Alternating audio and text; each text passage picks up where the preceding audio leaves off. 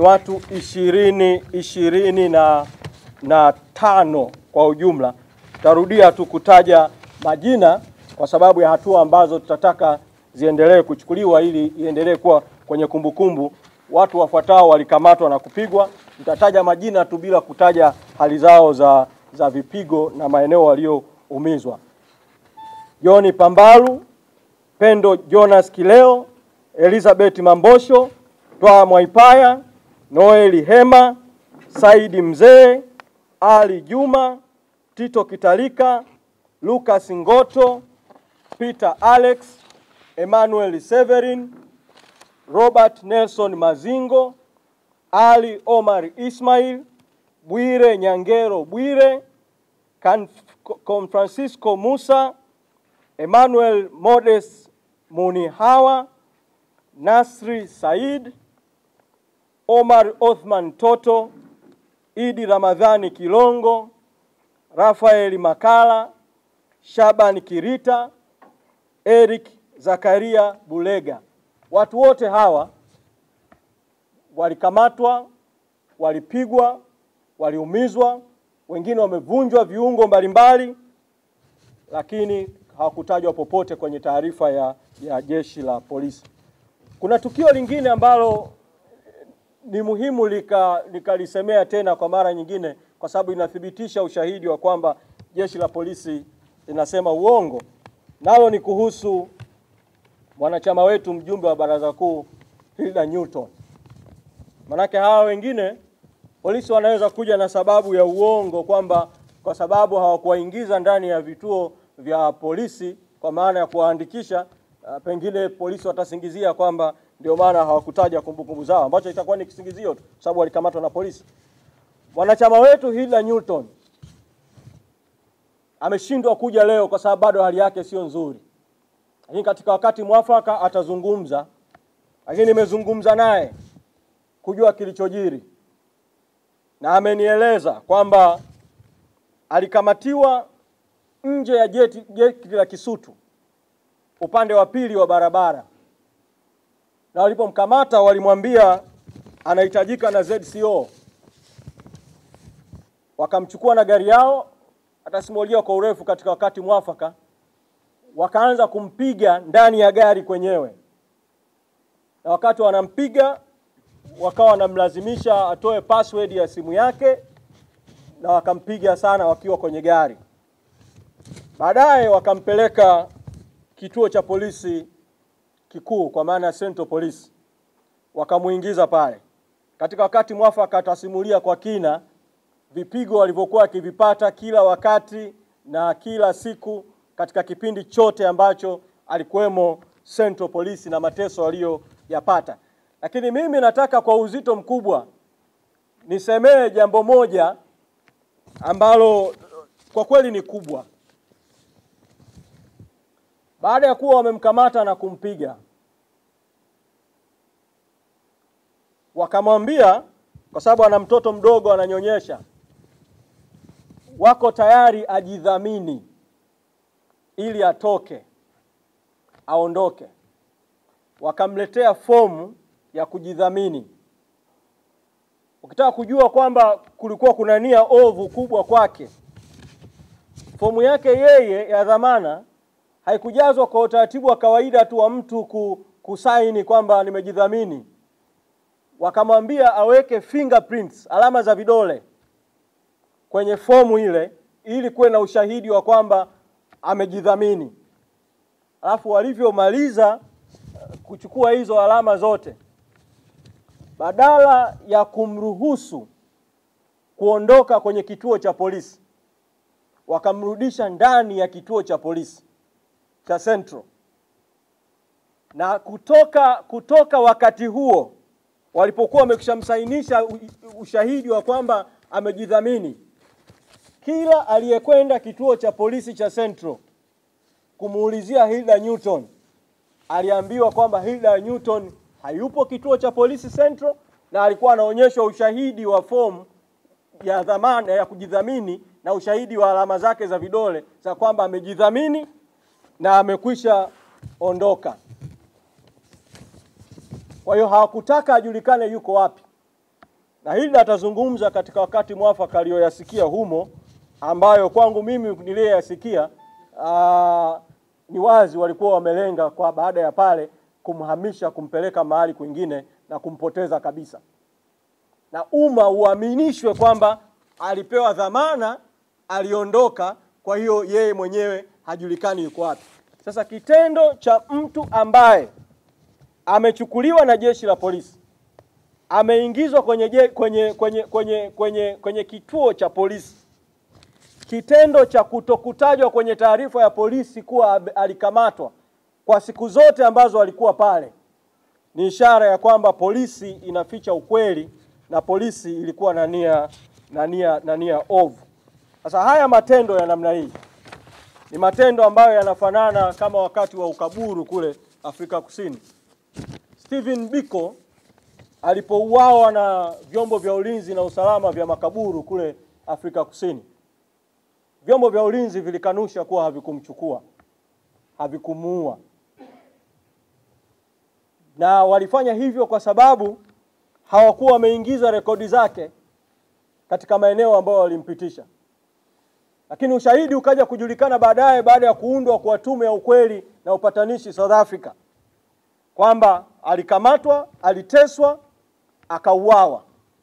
Jeshi la polisi la Tanzania limefikia hatua ya kufanya vitendo vinavyoshabihiana na jeshi la polisi la makaburu wakati wa ubaguzi wa rangi Afrika Kusini. Hali hii haipaswi kuachwa hivi hivi. Ni kwa sababu hiyo basi niseme hatua kadhaa ambazo tunataka zichukuliwe. Mosi, kamanda wa polisi Jumanne Muliro, kanda maalumu Dar es Salaam, kwa kuongoza zoezi hilo na kwa kusema uongo hadharani, mamlaka yake ya uteuzi na nidhamu imchukulie hatua ya kumuondoa kwenye nafasi yake ya ukamanda wa polisi wa kanda maalum Dar es Salaam. Pili, kwa kuwa jeshi la polisi kanda maalum Dar es Salaam limekwisha sema uongo hadharani, uongo mara kadhaa, uongo kwa taarifa yao ya tarehe 24 mwezi Aprili na uongo kwa taarifa iliyotolewa na Jumanne Muliro juzi na jana, tunamtaka mkuu wa jeshi la polisi Tanzania IGP, kama haya matendo hayana baraka zake, ajitokeze yeye mwenyewe, mkuu wa jeshi la polisi, atoe taarifa kwa umma juu ya matukio ya kupigwa, kuteswa, kuumizwa kwa wanachama na viongozi wa Chadema, akitaja idadi halisi na sababu ya hali hizo na kuwajibika kutokana na hayo. Tatu,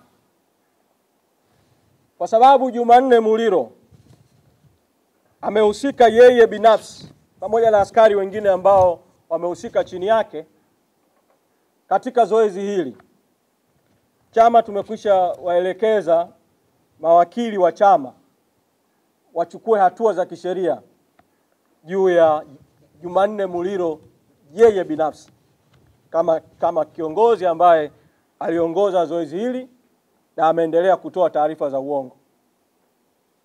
4, chama vile vile tumekwisha elekeza na kuwaomba mawakili wa chama kuweza kufungua mashauri katika vyombo mbalimbali vya kimataifa vya haki za binadamu vya Afrika na vya dunia kutokana na matukio yaliyotokea tarehe 24 mwezi Aprili, na katika wakati mwafaka tutawataarifu juu ya hatua hizo zitakapokuwa zimefikia. 5, natoa mwito vile vile kwa Rais Samia Suluhu Hassan, akiwa ni amiri jeshi mkuu wa vyombo vya ulinzi na usalama, kuchukua hatua vile vile kwa upande wake Tunafahamu huko nyuma yamewahi kujitokeza matukio yaliyohusisha polisi kusema uongo baada ya kuvunja sheria, na marais au rais waliokuwepo wakati huo walichukua hatua. Mtakumbuka kulikuwa na tukio la kuuawa kwa wafanyabiashara wa madini ambao polisi ilisema taarifa ya uongo kabisa kwamba walikuwa ni majambazi. Iliundwa tume ya Jaji Kipenka, ukweli ukajulikana na hatua zikachukuliwa kwa baadhi ya wahusika. Takumbuka vile vile katika tukio la kuuawa kwa mwanahabari mwenzenu Daudi Mwangosi, baada ya tukio lile polisi wakiongozwa na kamanda wa polisi alikuwa anaitwa Michael Kamhanda walitoa taarifa za uongo. Hatimaye vikaundwa vyombo mbalimbali na hatua mbalimbali zikachukuliwa, pamoja na kuwa hazikujitosheleza lakini hatua zilichukuliwa. Tunamtaka vile vile Rais Samia na tunatoa mwito kwake kwa ukubwa wa matukio haya ya watu kupigwa kwa wingi. Watu 25 kupigwa, sehemu kubwa ikiwa wamevunjwa miguu na mikono. Sio tukio dogo kwa amiri jeshi mkuu kuliacha likapita, huku jeshi la polisi likiwa linatoa taarifa za uongo baada ya kuvunja katiba, kuvunja sheria, kuvunja hata kanuni za jeshi la polisi kwa maana ya Police General Order.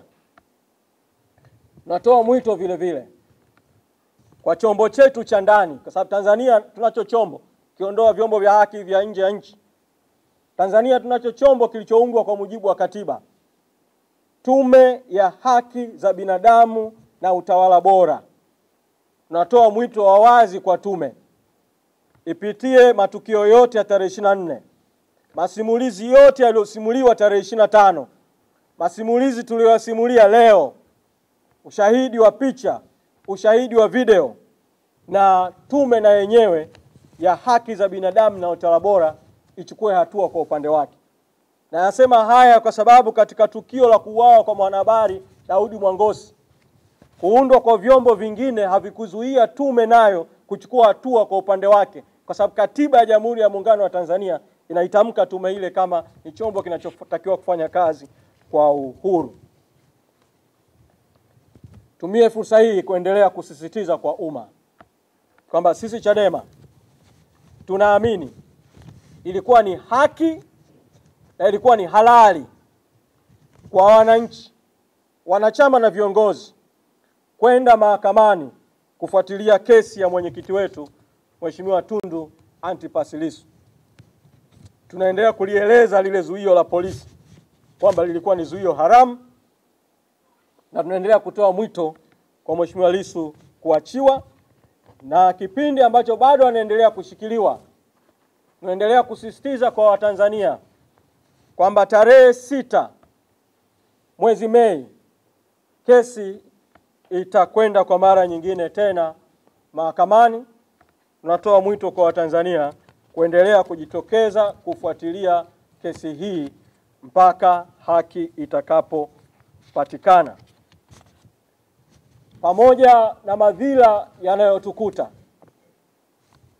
yote haya ya viongozi kupigwa, viongozi kuambikiziwa kesi, wanachama kuumizwa, tunaendelea kuamini kwamba yote haya yanalenga kurudisha nyuma harakati na mapambano ya no reforms, no election, kwamba bila mabadiliko hakuna uchaguzi. Kwa tunarejea kutoa mwito kwa wanachama wa Chadema na Watanzania wote wanaounga mkono haja ya mabadiliko kufanyika kabla ya uchaguzi mkuu, kutorudishwa nyuma, kutokukatishwa tamaa, kutokutiwa hofu na haya yanayojitokeza, bali haya yote yaendelee kutupa nguvu, ari na matumaini ya kutafuta mabadiliko ya kikatiba na kisheria ya kuwezesha kufanyika kwa uchaguzi huru na haki. Tunatambua kwamba sauti hii ya haja ya mabadiliko ya kuwezesha uchaguzi huru na haki sio sauti ya Chadema peke yake, na tunashukuru sana viongozi wa dini ambao wameiasa serikali isikilize sauti ya wanaotaka mabadiliko kufanyika kabla ya uchaguzi kuwezesha uchaguzi huru na haki.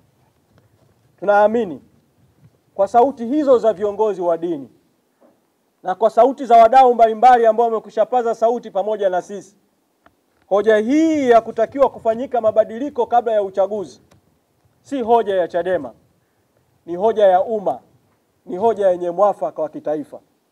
Wakati umefika sasa wa Rais Samia kujitokeza mbele ya umma na kukubaliana na rai hiyo ya wananchi na sauti na nasaha za viongozi wa dini, ili kwa haraka mchakato huo wa kufanya mabadiliko kabla ya uchaguzi kuweza kuendelea.